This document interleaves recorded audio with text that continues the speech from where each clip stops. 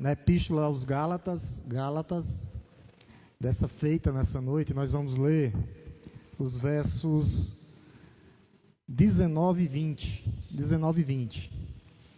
Gálatas, capítulo 3, versos 19 e 20. Gálatas, capítulo 3, versos 19 e 20. Gálatas 3, versículos 19 e 20. Amém? A palavra de Deus nos diz assim, meus amados irmãos, nessa noite. Ela nos diz, verso 19: logo, para que é a lei? Pergunta. Ela foi acrescentada por causa das transgressões, até que viesse o descendente, a quem se fez promessa, e foi promulgada por meio de anjos, pela mão de um mediador. Ora, o mediador não é um só, mas Deus é um só. Amém? Vamos orar novamente por iluminação e compreensão da parte de Deus, esse rico texto nessa noite. E louvamos Deus Todo-Poderoso, Criador dos céus e da terra, pela Tua palavra, ó Deus. E nesse momento nós te pedimos iluminação do céu, do alto, para que o Senhor fale, ó Deus, através da Tua palavra. Essa é nossa oração, no nome santo e poderoso de Jesus. Amém? Meus amados irmãos, nessa sessão a gente está falando de lei e de promessa, a promessa de Deus. São duas coisas diferentes, que Deus, Ele nos deu a lei, mas a salvação é através da sua promessa, sempre foi através da sua promessa, tá? E Deus, Ele não quebra a sua promessa, a lei tem sua função, e Ele vai dizer uma delas aqui dessa noite, onde a gente leu aqui. A lei tem sua função específica, mas a salvação é pela promessa. Inclusive, no versículo 18, voltando só um versículo para a gente entender, ele vai falar que a herança que nós temos, não é herança terrestre, a herança celestial é pela promessa, provém pela promessa de Deus, e não pela lei dada. A lei, a gente tem que lembrar o que é. São um conjunto de leis cerimoniais, sacrificiais, dada por Deus no Antigo Testamento. Não é que a lei é ruim, não. O apóstolo Paulo vai dizer que a lei é santa. Vai dizer que a lei é boa, que a lei é justa. O problema é o pecado do homem. Tá? O problema não é a lei, o problema sempre é o pecado do homem. Mas mesmo assim, ninguém consegue cumprir todas as 600 e poucas leis que tem lá, entre sacrifícios cerimoniais, purificações, várias leis que tinha lá no Antigo Testamento. Ninguém consegue cumprir plenamente. Por isso nós precisávamos de alguém para cumprir por nós, e esse alguém é Jesus. Jesus, ele vai dizer, eu sou o cumprimento das promessas. Ele vai dizer, eu sou a lei e os profetas. Eu cumpri cabalmente, completamente a lei, porque senão nós não poderíamos cumprir. Tiago vai dizer, se a gente cai num mandamento, nós somos réu de todos, seríamos culpados por todos. E o que é que o apóstolo Paulo diz aqui? Porque se a herança provém de lei, já não decorre de promessa, mas foi pela promessa que Deus a concedeu gratuitamente a Abraão. Então a promessa é o que vigora, a promessa de Deus que nunca é quebrada. E essa promessa vai nos dar o quê? Uma herança. Que herança é essa? A salvação. A herança eterna, a salvação que vem através da promessa. A promessa que viria depois que se concretizaria completamente, cabalmente na obra perfeita de Cristo. O que Ele fez por nós. Então essa promessa aqui, ela é mediante a graça. Olha o que ele diz aí. A promessa que Deus concedeu gratuitamente foi pela graça mediante a fé em Cristo Jesus. Nós não merecemos, mas Ele nos deu, mesmo sem merecimento algum.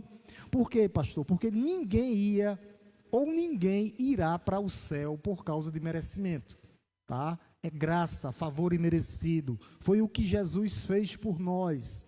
É a obra de Cristo na cruz do Calvário, para nos remir, para nos trazer o quê, pastor? Uma herança, o céu que nos aguarda. Aqui ele está falando da promessa a Abraão, quando ele diz: Abraão, sai da tua terra, da tua parentela, através do teu descendente seriam benditas todas as famílias da terra. Uma herança que Abraão estava esperando, que não era a terra, não era a terra.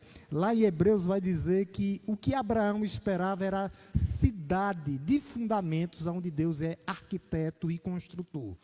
Então, o que Abraão esperava era uma herança eterna, não terras. A terra foi prometida e ele teve muitas terras. Foi um homem de bem. Mas o que Abraão esperava era a promessa da nova Jerusalém celestial, novo céu e nova terra. O que Paulo está dizendo aqui é que a lei, ela tem uma função, tá? E a promessa, não, a promessa ela vai prevalecer, porque foi Deus quem prometeu. A graça, meus amados irmãos, ela nos é dada gratuitamente. Quando ele diz, ele nos concedeu gratuitamente, é dada. Então, através de quê, pastor? Da promessa de Deus. Isso tudo apontando para Cristo. Deus, ele concedeu gratuitamente a Abraão. Gratuitamente a Abraão. E essa promessa chegou até quem? Até nós. Através de quem? Do Messias, Jesus Cristo. Aonde ele é o cumprimento de todas as promessas de Deus.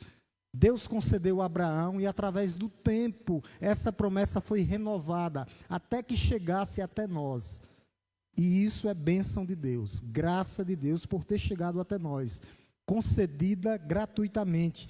Então, meus amados irmãos, isso aqui é importante, por quê? Porque a gente pode olhar para Abraão e olhar e pensar, Abraão era perfeito. Abraão foi escolhido porque ele era perfeito. Não. Abraão tinha várias falhas. Abraão falhou, Abraão mentiu. Abraão teve um filho com outra mulher, porque não soube esperar o tempo certo. Então, não é perfeição. Essa graça foi dada a ele apesar dele. É apesar de Abraão, foi dada porque Deus quis dar gratuitamente. Não foi por merecimento. Abraão morava em Ur dos Caldeus, e lá era é justamente onde ficava a Babilônia. Eles adoravam falsos deuses. Então, Abraão vem de uma idolatria politeísta. E ele escolhe aquele homem no meio de um povo pagão, no meio de um povo arameu, no meio de um povo que não tinha perspectiva nenhuma. E no meio daquele povo ele escolhe uma pessoa, Abraão, para mostrar que não é por perfeição, não é porque eu mereço, não é pelo que eu tenho, não é pelo que eu sou, e não é pelo que eu vou fazer. Essa herança que eu vou receber de Cristo aqui. É o que Cristo fez por nós. É o pagamento pelos nossos pecados na cruz do Calvário.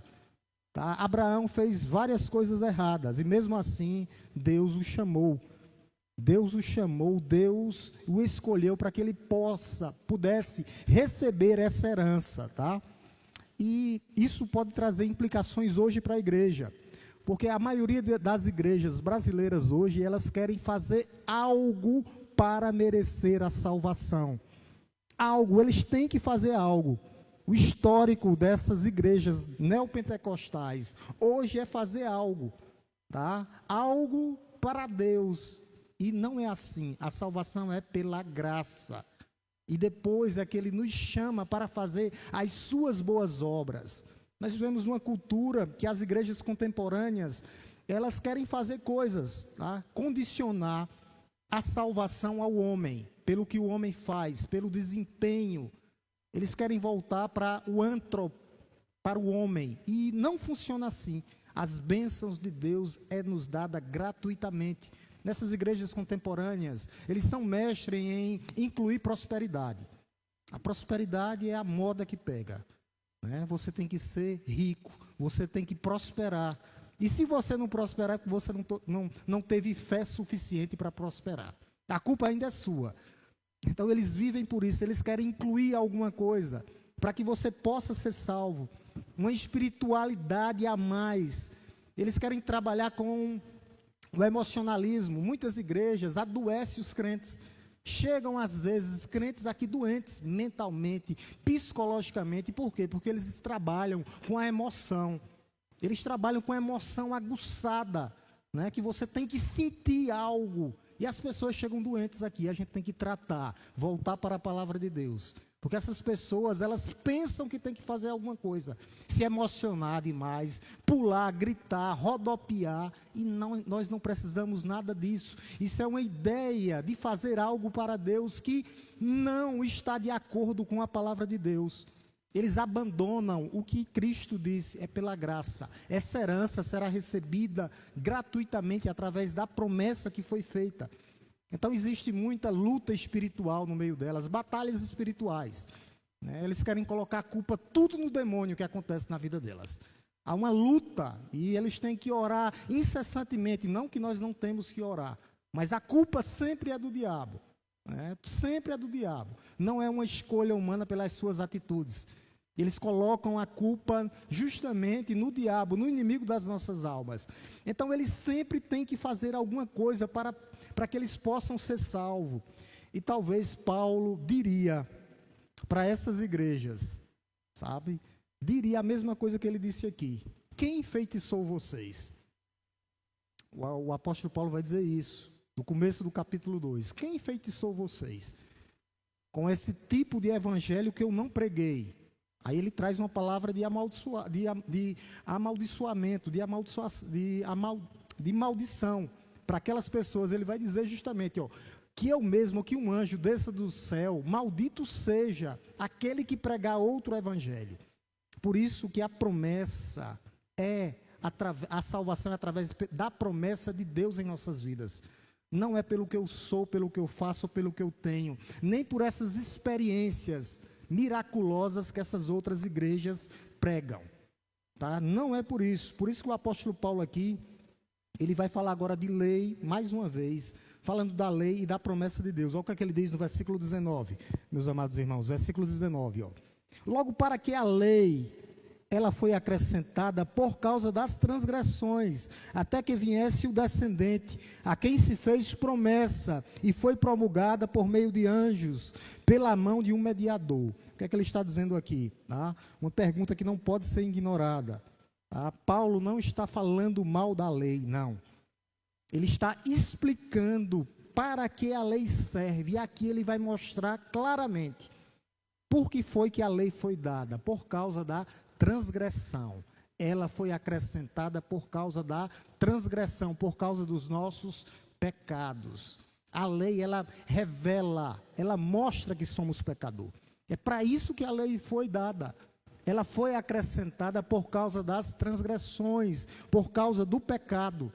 A lei é santa, boa, o mandamento é bom, o apóstolo Paulo diz. O problema é o pecado. Então a lei foi dada para mostrar que somos pecadores. É isso que ele diz aqui.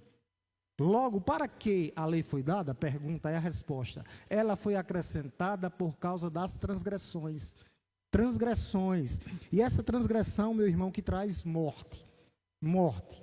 O apóstolo Paulo diz que quem vive nos pecados e delitos está morto espiritualmente. Eu gostaria de ler esse texto com os irmãos para mostrar para vocês que quem está debaixo da transgressão está morto espiritualmente. Efésios 2, do 1 ao 3. Olha o que é que o apóstolo Paulo diz.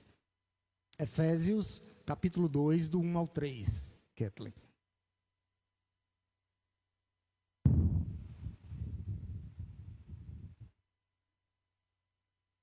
Olha o que é que ele diz aí.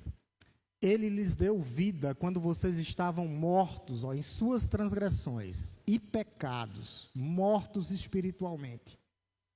O homem que está debaixo da transgressão, debaixo dos pecados, eles estão mortos espirituais. Ele vai dizer, nos quais vocês andaram no outro tempo, segundo o curso deste mundo. Aí ele vai dizer, quem está debaixo da transgressão vive que nem o mundo. Segundo o príncipe da potestade do ar, Satanás. E do espírito que agora atua nos filhos da desobediência. Filhos da desobediência, filhos da transgressão, mortos em nossos pecados e delitos. Que situação? O homem que vive em transgressão. Olha o que ele diz mais. Entre ele também, nós todos andávamos no passado. Todo mundo era filho da desobediência. Quando nós passamos a ser filhos de Deus, quando cremos em Cristo, segundo as inclinações da carne, ele fala do mundo, ele fala do diabo e da carne.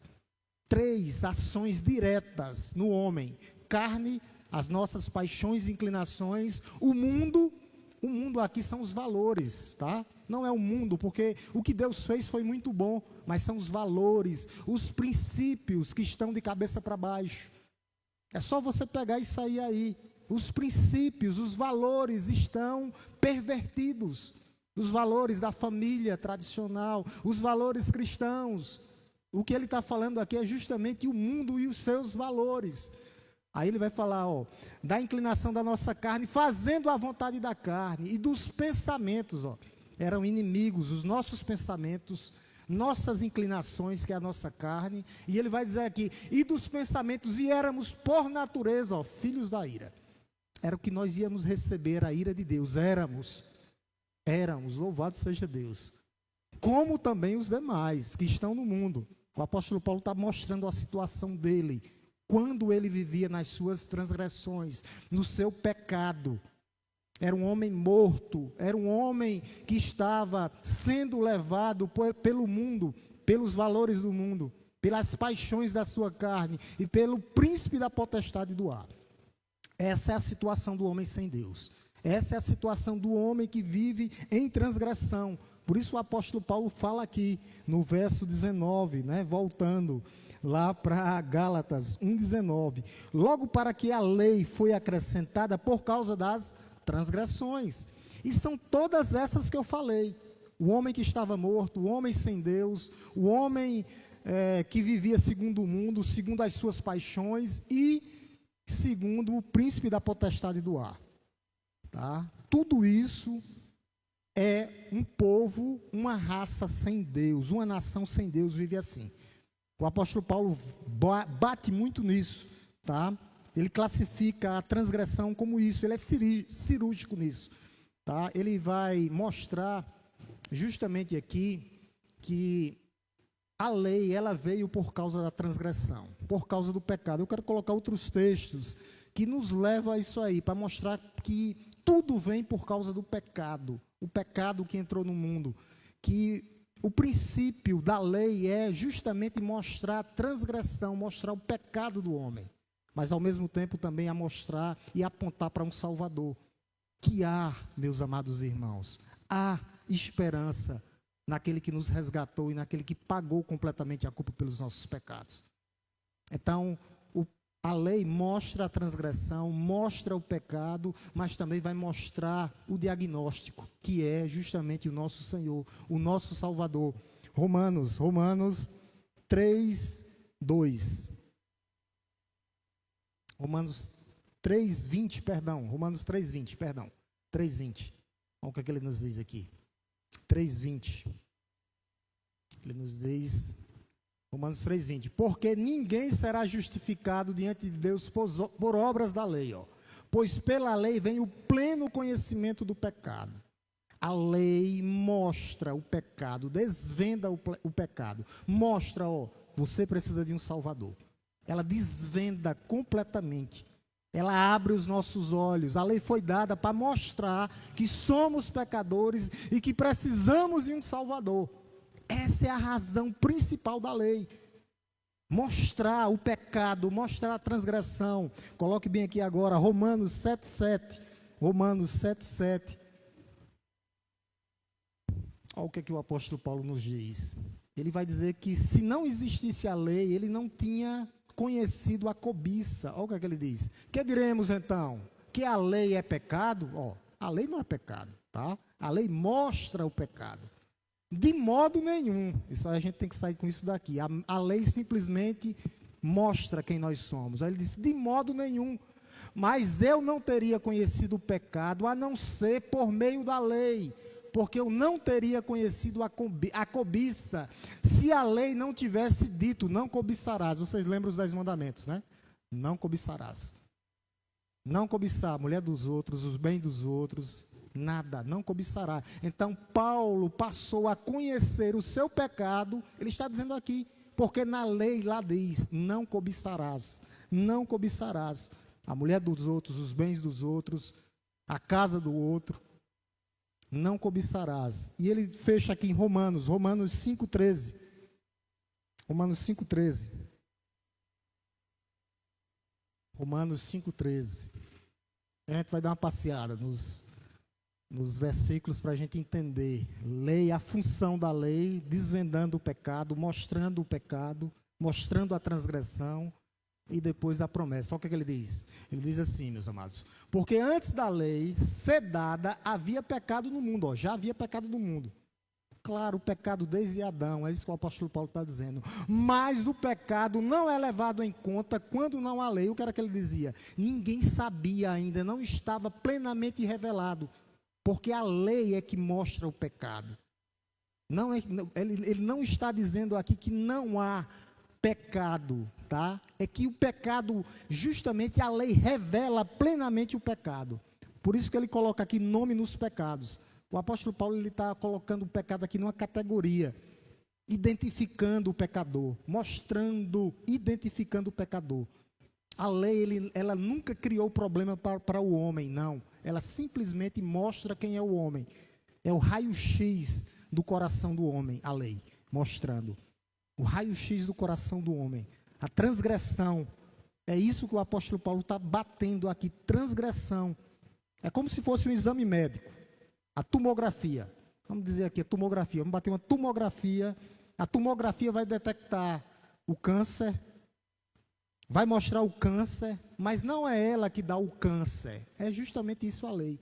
A lei, ela mostra a radiografia das nossas vidas. Ela mostra o pecado. Ela revela o pecado. Mas ela não é pecado. Ela simplesmente revela. A lei é esse exame aqui, aonde faz o diagnóstico do nosso coração. Está mostrando quem nós éramos. Revelando com clareza quem nós somos. Por isso nós nos colocamos diante de Deus numa urgência. Nós precisamos de um médico. Nós já temos o diagnóstico. E agora nós precisamos de quê, pastor? De um médico. E esse médico é Jesus Cristo, nosso Senhor. Nós precisamos de um Salvador, de um Redentor. A lei é para isso. Para mostrar o problema do nosso coração e para mostrar que tem jeito esse problema. E o nome desse problema para ser resolvido é Jesus Cristo. Nosso Redentor, nosso Salvador. Aquele que nos substituiu na cruz do Calvário. Somente Ele pode remover, pagar completamente o preço dos nossos pecados. Eu quero voltar para Efésios para mostrar a vocês que o apóstolo Paulo lá, ele fala que a transgressão, nós éramos mortos espirituais, filhos da ira, filhos da desobediência. 3 forças atuavam diretamente no nosso coração, que era a carne, nossas paixões, o diabo e o mundo.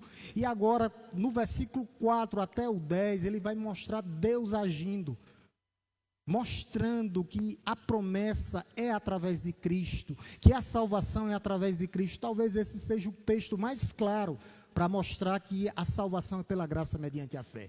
Efésios 4 até o 10, olha o que ele diz. Mas, a gente viu do 1 ao 3, né, qual era a nossa situação, pecados, delitos, transgressões, e agora a intervenção de Deus no tempo e no espaço, nos trazendo salvação. Mas, isso aqui é o ponto de virada, mas Deus, primeiro é porque Ele é rico em misericórdia, sendo rico em misericórdia, por causa do grande amor que Ele nos amou, é por causa do seu amor, por causa do seu amor. Aí ele diz, verso 5, estando nós mortos, ó, em nossas transgressões, estávamos mortos, o pecado, transgressão, inclinados a fazer o que não agrada a Deus. Aí ele agora faz o que? Nos deu vida. Através de quem? Ó? Juntamente com Cristo. A vida com Ele, através dEle, por meio dEle. Pela graça vocês são salvos. Ele bate novamente. Ele vai repetir Cristo. Ó. E juntamente com Ele, com quem Cristo nos ressuscitou e com Ele nos fez assentar nas regiões celestiais em Cristo Jesus. Aqui nós já temos a garantia do céu. O céu já é a garantia aqui. A herança que a gente leu aqui no versículo 18. Ele já nos fez. O céu já é a garantia para o crente, através de Cristo Jesus. Aí ele vai e continua. Deus fez isso para mostrar nos tempos vindouros a suprema riqueza da sua graça em bondade para conosco. Aí ele vai dizer através de quem? Em Cristo Jesus, ó, tudo em Cristo. Aí verso 8, porque novamente pela graça vocês são salvos mediante a fé, e isto não vem de vocês, é dom de Deus.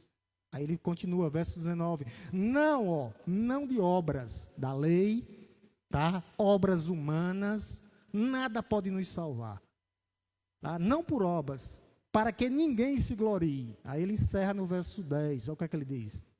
Verso 10, pois somos feitura dele, criados em Cristo Jesus para as boas obras. Então ele nos salva, nos sela e nos entrega, para que nós possamos agora, depois de salvos, restaurados, fazer as boas obras que ele preparou, as quais de antemão preparou para que andássemos nela. Agora sim, depois de salvos, depois do pecado ser revelado, o motivo revelado, a transgressão, dizer que nós estávamos mortos, perdidos, agora ele diz, para que vocês andem nelas, façam as boas obras. A gente não pode mudar a pirâmide. Primeiro, salvo pela graça mediante a fé, para fazer as boas obras. Muitas pessoas invertem a pirâmide, tá? Então, voltando lá para o versículo 19, tá? Do capítulo de Gálatas, tá? A segunda interpretação, porque a lei foi nos dada, era para restringir as transgressões do povo de Israel, para preservar aquele povo, tá? Moralmente separado de Deus. Então Deus tinha essa função, dando a lei. Quando a gente lê várias vezes, o povo, tá? Era um povo que Deus deu a lei justamente para separar das outras nações. Meus amados irmãos, Deus escolhe Israel ali, para santificar Israel, para separar Israel, para que Israel fosse canal de bênção para as outras nações. A intenção de dar a lei era justamente para purificar aquele povo, para que aquele povo pudesse pregar a palavra de Deus e chegasse às outras nações, como chegou para os gentios. A intenção de Deus sempre foi essa. Não era criar duas nações separadas, não. Mas a intenção de Deus sempre foi ter um povo para o seu louvor, para a sua glória, para a sua redenção. Era isso que ele quer, é isso que ele quer. A intenção da promessa de Deus é essa. No final é ter um povo para seu louvor, para a sua glória, para a sua adoração. É isso que Deus quer, tá? Mesmo assim, o que é que Deus ele mantém hoje, meus amados irmãos? Ele diz que na plenitude dos tempos, Jesus viria para como cumprimento da lei, que está em Gálatas mesmo. Ó. Vamos para o capítulo 4, tá? Então, essa nação ela foi criada, tá? A lei foi dada para separar o povo de Israel, para que esse povo pudesse ser canal de bênção, mas esse povo errou na caminhada. Por isso que a lei tinha um tempo determinado, até o tempo do nascimento de Cristo. E a palavra de Deus vai dizer que Cristo ele veio na plenitude dos tempos. Gálatas 4:4, no tempo certo, justamente para ser o cumprimento completo da lei. Olha o que ele diz, 4:4. Mas quando chegou a plenitude dos tempos, no tempo certo, no dia de Jesus nascer, Deus enviou o seu Filho, nascido de mulher, nascido sobre a lei, cumpriu completamente a lei. Ele veio para cumprir a lei. A lei teve validade até a vinda de Cristo. Qual a lei? As leis cerimoniais, tá? As leis que Deus ia cumprir na pessoa e na obra de Cristo. A lei, preste bem atenção, a lei moral, ela continua hoje. Qual é a lei moral, pastor? Os 10 mandamentos, tá? Não que a lei, os 10 mandamentos salvem, mas o salvo, ele obedece os 10 mandamentos, automaticamente. E quando nós caímos, nós temos um advogado justo e fiel, que é Jesus Cristo, nosso Senhor, tá? O que é que nós temos que perceber nisso aqui tudo, tá? Haveria um tempo que Jesus teria que cumprir completamente a lei. Cumprir a lei, porque as pessoas não conseguiriam cumprir todos aqueles, são 600 e poucos mandamentos. Então Jesus Cristo veio na plenitude dos tempos, no tempo certo, nascido de mulher, sob a lei, para cumprir cabalmente a lei. O que é que a gente vai perceber aqui? Tá? Que, voltando lá para o versículo 19, que a lei ela era temporária. Olha o que é que o apóstolo Paulo diz. Ó. para mostrar que era até o nascimento de Jesus, até a sua morte e ressurreição, esse período que ele ficou. Olha o que ele diz aqui, ó. Ela foi acrescentada por causa da transgressão, e preste bem atenção, até que viesse o descendente.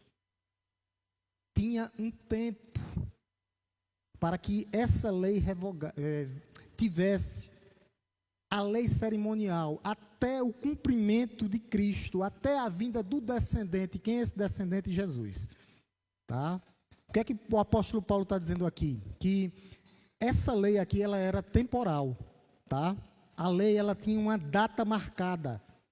Não porque ela era arbitrária, não era. Mas porque ela tinha um período para justamente instruir o povo de Deus. Aquele tempo que eles passaram no deserto, até a vinda do Messias, era justamente para maturar o povo até a vinda do Senhor. Então, tinha um tempo determinado até a vinda do descendente, ó, até que viesse o descendente, Jesus. Tá, gente? Então, tinha um tempo determinado. E a gente tem que lembrar, tá? Jesus é o cumprimento da lei, a lei cerimonial, a lei de lua nova, a lei das festas. Jesus, tudo apontava para ele é o cumprimento de todas as leis, mas a lei, essas leis, ela só vigorou até a vinda de Cristo. E o apóstolo Paulo vai mostrar isso, né? Porque o fim da lei é Cristo. Vamos colocar bem aqui, Romanos 10:4, para mostrar a vocês que tinha um tempo determinado, leis cerimoniais, não esqueçam disso. As leis cerimoniais, as leis de purificação, a lei moral continua. Olha o que ele disse, ó. Porque o fim da lei é para a justiça de todo aquele que nele crê. Havia um tempo, o fim da lei é Cristo. Cristo é o cumprimento da lei. Tá? Haveria um tempo. Por quê, meus amados irmãos? A revelação de Deus, ela é progressiva. No Antigo Testamento, Jesus, ele se apresenta por símbolos, né, por figuras, né, vários tipos, mas o cumprimento completo é na vinda de Jesus. Tá? Então, o cumprimento cabal da lei é Jesus Cristo, nosso Senhor. Por isso que Paulo, ele desenvolve, tá, essa metáfora aqui, mostrando que Cristo é o cumprimento da lei, o cumprimento. É interessante que o apóstolo Paulo vai mostrar a lei como um guardião.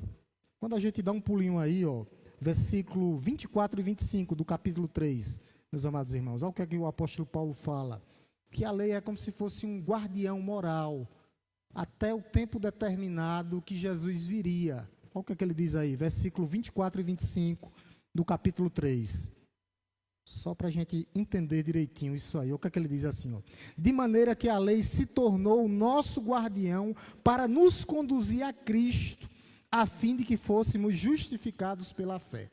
Então a lei era um guardião moral, mostrando, apontando para Cristo. Vocês precisam do perfeito. A lei é boa, a lei é santa, mas só quem pode salvar é Jesus Cristo. É isso que ele está dizendo aqui. Gálatas, tá? Gálatas 3, 21, coloca aqui para 24. Gálatas 3, 24, meninas, coloca aqui, para que fique bem claro aqui para a gente ver aqui. Ó, de maneira que a lei se tornou o nosso guardião, era como se fosse um guardião moral, tá? Para nos conduzir a Cristo, justamente mostrando a nossa transgressão, mas ao mesmo tempo mostrando que ela era um bastião moral, a Cristo, a fim de que fôssemos justificados pela fé e não pela lei. Então a justificação, a salvação é pela fé. A lei era um bastião moral, era um guardião que apontava para Cristo, até a vinda de Cristo. É isso que o apóstolo Paulo diz. Preste atenção no versículo 25, ele termina mostrando isso aí, para ficar bem claro, ele diz, ó, mas agora que veio a fé, já não permanecemos subordinados ao guardião, nós não precisamos mais da lei, é isso que o apóstolo Paulo diz, não precisamos mais da lei, porque Cristo chegou, Cristo veio, nos salvou completamente. A lei apontava para Cristo, apontava, mostrava Cristo, era como se fosse um pedagogo, né? Era o bastião moral até a chegada de Cristo. É isso que a lei serve. A lei serve para isso. A lei não é para nos salvar, mas para revelar nossa transgressão, apontar para Cristo, o perfeito, que viria para nos salvar. É justamente isso que fala, indo e voltando. A Bíblia toda aponta para isso. Por que o apóstolo Paulo está dizendo tudo isso, meus amados irmãos? Porque tinha se infiltrado, justamente dentro dessa igreja de Gálatas, falsas doutrinas, dizendo que o homem tinha que voltar para a lei, tinha que guardar a lei de Moisés, tinha que circuncidar para ser salvo. É a mesma coisa que acontece com as seitas hoje. Tá? Tem algumas delas que dizem, Jesus salva, mas você precisa guardar o sábado. Não, Cristo é suficiente nas nossas vidas.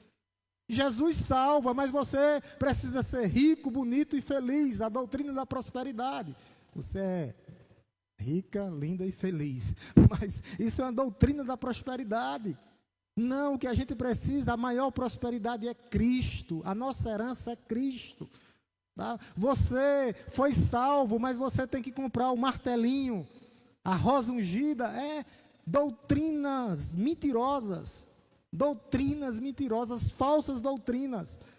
Vocês têm que guardar todo o calendário judaico, levítico, das festas de Pentecostes. Tem igrejas que entram com a Arca da Aliança, dentro de igrejas judaizantes. E Paulo, ele quebra tudo isso. Não, vocês não precisam voltar para a lei. Tem pessoas que querem esse movimento dentro da igreja. Tem igrejas que têm até um chifre, um chofar.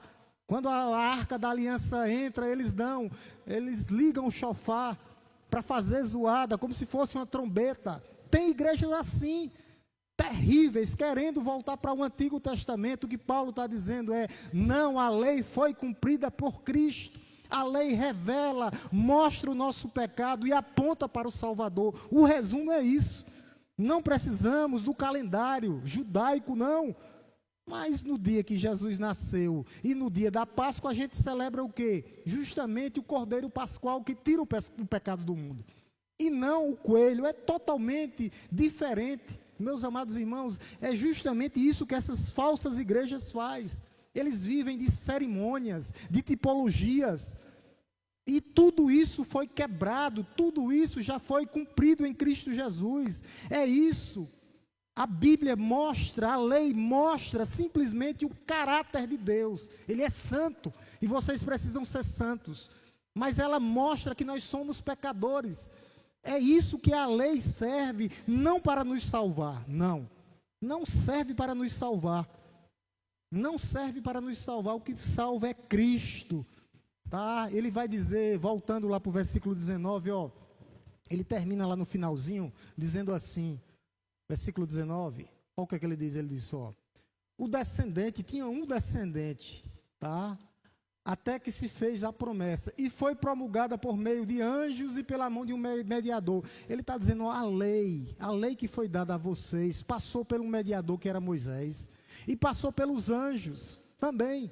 A lei foi dada no Sinai lá, tinha anjos descendo do céu, e os anjos, uma miríade de anjos lá, tinha justamente um mediador, e a promessa de Deus veio direta de Deus, apontando diretamente para o sacrifício perfeito de Cristo Jesus. É justamente isso. O que é que nós precisamos hoje, pastor? Da promessa que foi feita desde Gênesis 3,15. Nascerá o menino e através do menino ele esmagará a cabeça da serpente. Era a promessa que começou lá em Gênesis, desde a queda do homem. A promessa de um Salvador, de um Redentor. Sempre foi isso, só que a revelação é progressiva. Tinha que ter a lei como bastião moral daquele povo, para conduzir aquele povo durante 40 anos. Tinha a lei e eles aprontaram o que aprontaram. Imagine se não tivesse a lei. Eles precisavam passar pelo deserto, eles precisavam ser purificados. Deus precisava mostrar o pecado deles, por isso que a lei foi dada. Tá? Quando nós chegamos no versículo 20, aí ele mostra que o mediador é Jesus. O mediador é Jesus, olha o que ele diz, versículo 20. Ora, o mediador não é um só, Jesus, mas Deus não é um só, mostrando que Deus e Jesus é um só, e que o mediador é Cristo Jesus, nosso Senhor. É isso que ele está mostrando aqui. Cristo Jesus, o mediador um só. Somente ele poderia mediar os nossos pecados. Por quê, pastor? Preste bem atenção. ele veio, se fez homem, tá? Morreu sem pecado para levar os nossos pecados. O Deus homem que tinha que morrer por nós. Por isso só há mediação nele.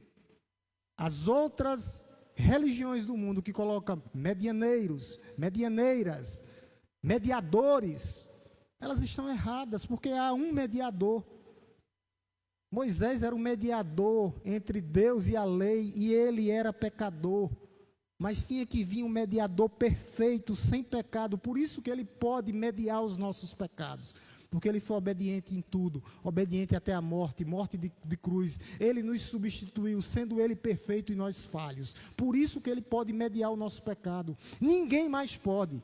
Moisés pecou, Abraão pecou, Maria pecou, Joquebede pecou. Todos pecaram e carecem da glória de Deus. Somente Cristo não pecou, por isso ele pode ser o mediador perfeito das nossas vidas. Somente ele.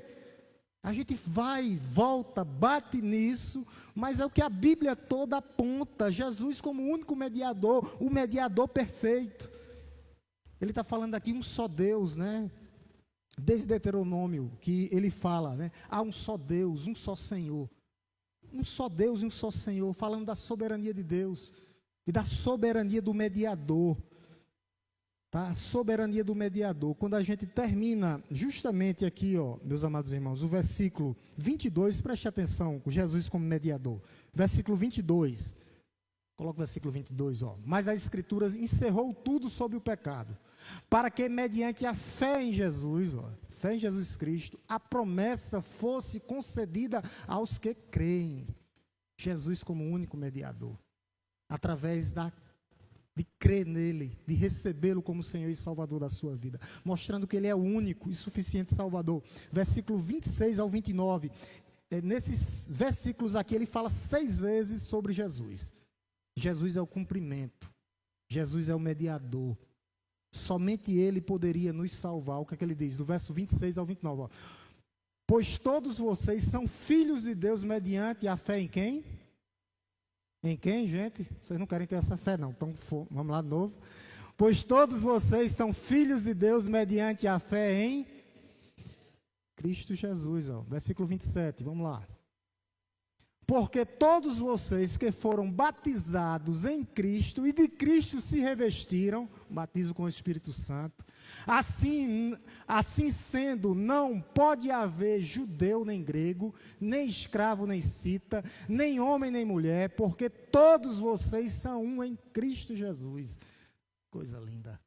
E se vocês são de Cristo, são também, ó, descendentes de Abraão e herdeiros segundo a promessa. Versículo 30, até aí, versículo 29. 6 vezes ele fala de Cristo aqui. Tudo através de Cristo. Uma ação direta de Cristo. Cristo, vocês se tornam um. Vocês são salvos mediante a fé em Cristo. Se tornaram um em Cristo. Tudo apontando para Cristo, simplesmente Cristo. Por isso que a salvação é pela promessa, pela graça mediante a fé. A promessa de que o Messias viria para nos salvar, para nos resgatar. Não dependia e não depende, meu amado irmão, deixa eu dizer isso para você sair daqui feliz. Não depende da minha obediência, senão eu ia desobedecer. Se fosse por mim, quantas vezes eu estaria aqui? Nenhuma. Estaria do mesmo jeito lá que Paulo falou, morto, sem ver, pecados e delitos, filho da ira, nenhum. Não depende de mim, depende de Cristo Jesus, nosso Senhor. Isso é bênção. Não estaria aqui.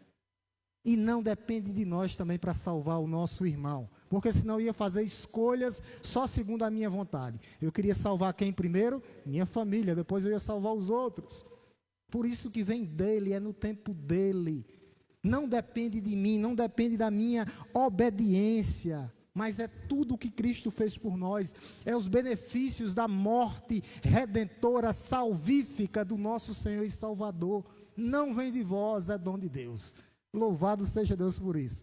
Se dependesse de nós, nenhuma vez estaríamos aqui. É Deus, somente Deus. Foi Deus quem deu isso a Abraão. Não porque Abraão merecia, não porque nós merecemos, mas é uma aliança unilateral que vem do céu, do alto. Não é bilateral, senão eu quebrava.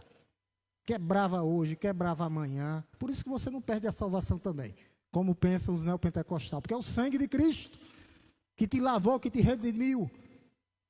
Foi Ele na cruz do Calvário. Ele não vai voltar atrás do que Ele disse, do que Ele fez por você. Um sacrifício único, completo e definitivo para nos salvar, para nos restaurar, para nos manter, para nos fortalecer nessa caminhada diante de Deus. É Ele que nos fortalece, é Ele que nos garante, é Ele que nos dá vida para que nós possamos prosseguir. Quando você está cansado, abatido, abatida, pensando, Senhor, o que é que eu vou fazer? Ele diz, levanta de pé que tu é meu filho amado em quem eu tenho prazer e eu vou te fortalecer para que você possa continuar, prosseguir. Eu tenho planos e meus planos são de paz, não de morte na sua vida. Nem que a gente demore a vir, como eu demorei, mas a gente vem, entregue, rendido a Ele. E a gente vai entender o plano majestal de Deus nas nossas vidas. O plano magnífico de Deus nas nossas vidas. Nos salvando, nos restaurando, nos curando, nos purificando, nos limpando completamente, meus amados irmãos. É isso que Ele faz, foi isso que Ele fez, é isso que Ele está fazendo com o povo, fazendo, limpando, tá? Se fosse pela história de Israel, quando a gente pega Babilônia, foi levados para a Babilônia, foram levados, passaram 430 anos, debaixo do chicote do feitor, por causa da desobediência. Não era Israel, era o amor de Deus por Israel. Sempre foi. É o amor de Deus por nós. Não depende de nós. A aliança feita lá no Sinai, quando Deus fez aliança com Israel, quem prometeu foi Ele. Ele sabia que Israel ia quebrar a aliança. Por isso que não é pela lei. A lei é para mostrar que nós precisamos de um Salvador, como a gente leu aqui. Para mostrar a nossa transgressão, para mostrar o nosso pecado. Israel foi levado várias vezes cativos, 3 vezes, né? Pelo Egito, pela Babilônia e pelos assírios. Desobedientes. 40 anos no deserto, 40 anos de desobediência. Mas havia uma promessa, e a promessa era que Jesus viria. E a promessa foi cumprida em Cristo Jesus. Tá? Por isso que lá em Jeremias, é interessante o que Jeremias diz, que a aliança que Deus fez não é a aliança que Ele fez com Israel. Ele ia trazer uma nova aliança que apontava para Cristo. Sempre foi através da promessa lá em Gênesis. Coloque bem aqui, só para a gente encerrar, Kathleen. Jeremias 31, do 31 ao 34. Eu gostaria de ler com a igreja aqui. Jeremias 31, do 31 ao 34. Vamos lá, igreja. Eis aí... Vem dias, diz o Senhor,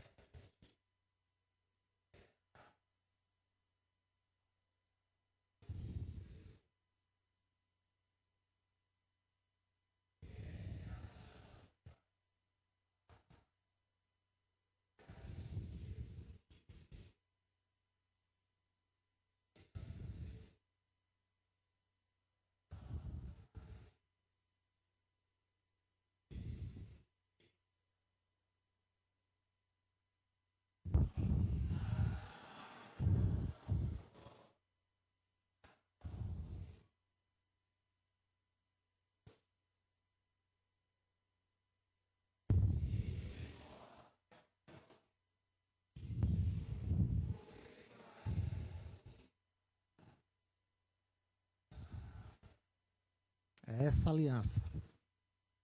É essa aliança. Ele imprimirá nos nossos corações, escrevendo a lei no nosso interior, sendo fundamentada em perdão, amor, não só com a casa de Israel. Você vê que tem promessas para Israel.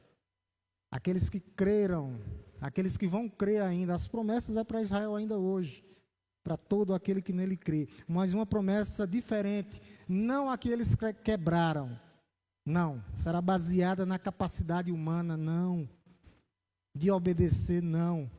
ela transformará corações. Ele diz que escreverá a lei no interior e será fundamentada entre perdão. Aí ele vai dizer lá no final: perdoarei a sua maldade, as suas iniquidades, e não me lembrarei dos seus pecados. Essa é a promessa que ele fez conosco, através de Cristo Jesus.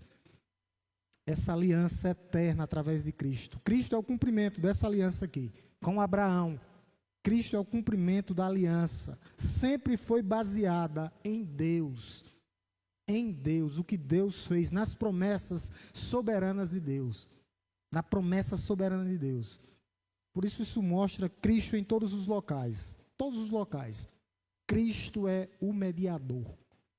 Cristo é o redentor. Quando a gente olha para a Bíblia toda, Moisés tinha duas partes, Moisés e mais os anjos. Não. Agora é Jesus como único e suficiente. Aquele que é interessante, o Deus encarnado, representando a humanidade. Representando Adão que caiu e ele sendo o perfeito que nunca caiu. Ele veio representar o caído. Ele veio substituir perfeitamente. Israel errou, ele é o cumprimento perfeito. Ele é a videira verdadeira de Israel. Nós estamos ligados na videira. Aquele que nunca pecou e pagou sobre si, levou sobre si o peso dos nossos pecados.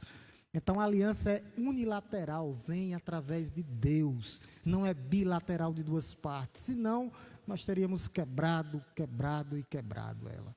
Toda vez nós quebramos. Porque ainda há restícios do velho homem nas nossas vidas. Por isso que aqui não é lugar de perfeitos, é lugar de imperfeitos, mas sendo transformados. De graça em graça, de fé em fé, dia após dia. Lugar de imperfeitos, meus irmãos. Até a volta do Senhor nós estamos, prossigamos, avançando para o alvo. Tá? Perfeito só no céu. Perfeito só Ele que está lá. Mas aqui é uma luta até a volta do Senhor. Por isso que aqui a gente coloca quem nós somos, o que Cristo fez por nós. Por isso que não existe perfeitinho, perfeitão, perfeitona, não. Imperfeitos caminhando, prosseguindo para o alvo. É um processo, Quando a gente chega lá no final do versículo 20, né? Ele encerra com as verdades, né, mais consoladoras. 19 e 20, Gálatas 3,19. Que lá no finalzinho ele vai dizer que a salvação repousa em Deus. 3,20, Ora, o mediador não é de um só, Jesus, mas de Deus um só. O que é que ele está dizendo aqui? Que a graça vem totalmente desse Deus uno, que não falha, o Deus perfeito, o Deus único, o Deus que não falha, o Deus que tem planos nas nossas vidas, aquele que garante a sua promessa. É isso que Ele fez por nós, é isso que Ele faz por nós. Então a lei tem o seu objetivo e a promessa da salvação é mediante a graça. É pelo que Deus diz e é pelo que Ele fez através de Cristo. Nós somos salvos assim, em nome de Jesus. Amém? Hoje nós vamos terminar mais cedo um pouquinho. Vamos orar em nome de Jesus, agradecendo a Deus por essa noite, pelas nossas vidas. E no próximo estudo, a gente vai para o versículo 21 e 22. Encerra essa perícope aqui, em nome de Jesus. Oremos. Senhor, nós te louvamos nessa noite, Pai, te bendizemos, porque cada dia nós aprendemos mais do Senhor. Nos aprofundamos, ó Deus, na Tua palavra. Nós mergulhamos, ó Deus, e aprendemos mais e mais do Senhor. Aprendemos nessa noite, ó Deus, que a lei é perfeita, mas que ela mostra a transgressão, o pecado, e aponta para o Salvador, para o perfeito, que viria para nos resgatar. O único mediador, um só Senhor, um só Deus, Jesus Cristo, nosso Senhor e Salvador. Muito obrigado, Senhor, por essa noite. Obrigado, Senhor, pela vida da Tua igreja. Obrigado, Senhor, pela vida do Teu povo. Que nós possamos ter um restante de semana na Tua presença, ó Deus. Uma semana abençoada e abençoadora. Que o Senhor possa prover, ó Deus, na vida dos nossos amados irmãos. Qualquer área, ó Deus. Espiritual, mental, intelectual, no ambiente escolar, no ambiente de trabalho, no ambiente familiar, ó Deus, renovando os laços, ó Deus, renovando as nossas forças para que nós possamos continuar olhando para o Senhor, ó Deus, não olhando para trás, porque a Tua palavra diz que as coisas velhas ficaram para trás, e eis que tudo se fez novo, ó Deus, que os nossos olhos possam estar completamente no Senhor, ó Deus, sabendo que o Senhor começou e o Senhor finalizará a boa obra em nossas vidas. Louvado seja o Teu nome, Pai. Nos leve em paz para os nossos lares, ó Deus, no nome santo e poderoso de Jesus. Deus nos abençoe, meus amados. Deus nos abençoe. Quarta-feira não, sexta, culto de oração, domingo, EBD, 9 horas da manhã, e à noite, 18h30, culto de adoração, em nome de Jesus.